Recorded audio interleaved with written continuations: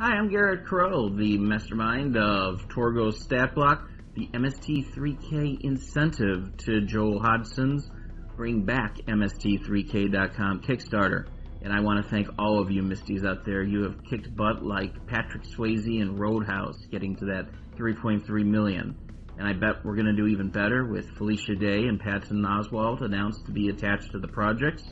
So let's meet all our friends who can quote Mystery Science Theater 3000 episodes or even Monty Python episodes by rote and get them to help share to bring more Mystery Science Theater into our lives. Now, for those of you who missed the first video in this series, well, you might be wondering why it's not Joel sitting up here on the satellite of love. And that's okay. I have my own mad scientist, Maude Lebowski, to tell you why. Good evening, gamers, geeks, robotophiles, or, in the parlance of our times, Misties. You've successfully funded the Bring Back MST3K Kickstarter, and proud we are of all of you. However, if the show is to live beyond a few episodes, we need to hit the $5.5 million mark. That will show the powers that be that the Misty Urban Achiever fanbase is as strong as ever, and it's financially in their best interest to produce more seasons of our favorite little puppet show. Garrett here is unable to provide such financial assistance, so he's providing his artistic talent as a freelance game designer to write and release, for free, a Dungeons & Dragons module for every million the above-mentioned Kickstarter earns. Please continue your efforts, and Garrett will keep writing modules inspired by Misty episodes for you. Before I go, Mr. Hodgson, bravo on retaining the talents of Patton Oswalt. He's a good man and thorough. Alright, who's ready for some really cool announcements because you guys have unlocked a lot of stuff that I didn't even tell you was out there. First of all, for passing $3.3 million, I am taking the already promised beginning of the end, that's Peter Graves versus an army of giant grasshoppers attacking Chicago, for Savage Worlds. The good people at Pinnacle Entertainment Group tell me they are also MST3K fans, but what else can I give for you? How about 4 million?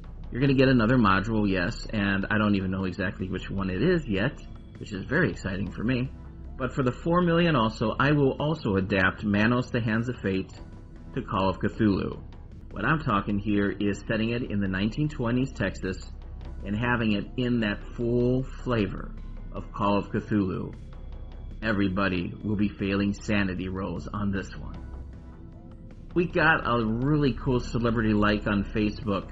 Remember the little girl who played Debbie in Manos the Hands of Fate?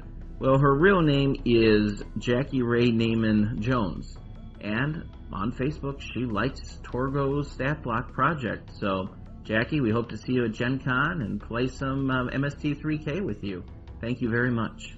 We also got a really, really important question off of Reddit from Farscape29. I've played RPGs, but what do the modules consist of?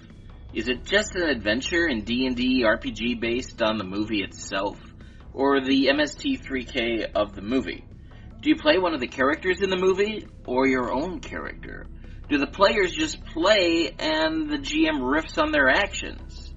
First of all, no matter what genre the movie that this is inspired by from MST3K, whether it be a horror film, or a fantasy, or a noir film, it's all going to be adapted to take place in a mainstream fantasy setting.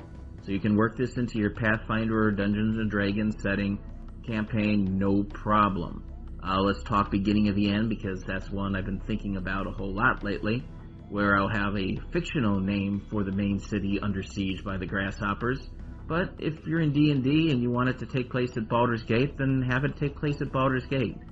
Second, you're not limited to the pre-gens based on the PCs or main characters of the movies. In beginning of the end, you are not forced to be Audrey Ames, Ace Reporter, or Peter Graves, insane radioactive scientist.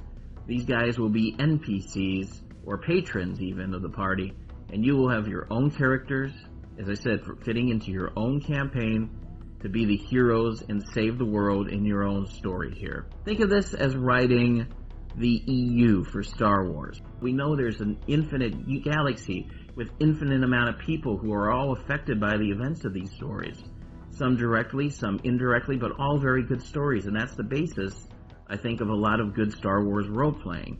So we're going to find a lot of these subplots. We're going to create new characters, new plot lines and things, all based on to really expand on the basic story that we know from the MST3K episode. So why engage in this exercise if I'm not just going to have a railroad single path with the characters that you know through MST3K episode movies? Because I think that all of these movies have something amazing in them. Torgo creeps people out. Biff McLarge screaming as he's riding the floor waxer in a chase scene through the corridors of the spaceship. That's something special. For beginning of the end, the whole scenario of Peter Graves trying to polygraph a grasshopper, that's pretty special and cool. And the special effects may not have been there. The director may not have had the chops, or the actors may not have had the chops to tell the story as well as possible. But I think that the GMs will be able to convey these ideas and really expand on them to make them something special in a role-playing game style. Thank you everybody for writing. I can be contacted directly on Twitter at GarrettCrow1 or through my website, threat-detected.com. Email GMG, that's Giraffe, Michael Giraffe, at threat-detected.com. It is your enthusiasm and passion for this project that has kept me thinking about nothing else but this for the last week or so, and why I am putting so much of my heart and my effort into making this possible for you. Another huge thanks to Sean Irwin and Chris Nizek of Down with Dungeons & Dragons for having me on their podcast. You can listen to that episode at misdirectedmark.com. Sean is a very accomplished, he's a staple writer for Dungeons & Dragons. And he asked me one of the hardest questions that I have ever been asked about this. How will I write Mitchell for Dungeons & Dragons? And I came up with a damn good answer. So go over to misdirectedmark.com and find out how I'm going to make Mitchell happen. Also a huge thanks to the Sean and Bill Show. If you've wanted to hear me being interviewed by Sean Connery and hearing my interview being riffed by Vladimir Putin and Bill Clinton, great times. Go to criticalhitmedia.com. So support, bring back MST3K, not just for all the goodies I'm offering for you here at Torgo Stat Blocks, but for the goodness of more Mystery Science Theater 3000. So what do you think, sirs? I say, stop throwing your money into Kickstarters. The geeks will always lose! The geeks will always lose! Vanity is father's weakness. Let's get down to cases. You can bring this matter to a swift conclusion, and you are to be commended if you send in your bones, your clams, your daisy ridleys, what have you, to bring back MST3K.com.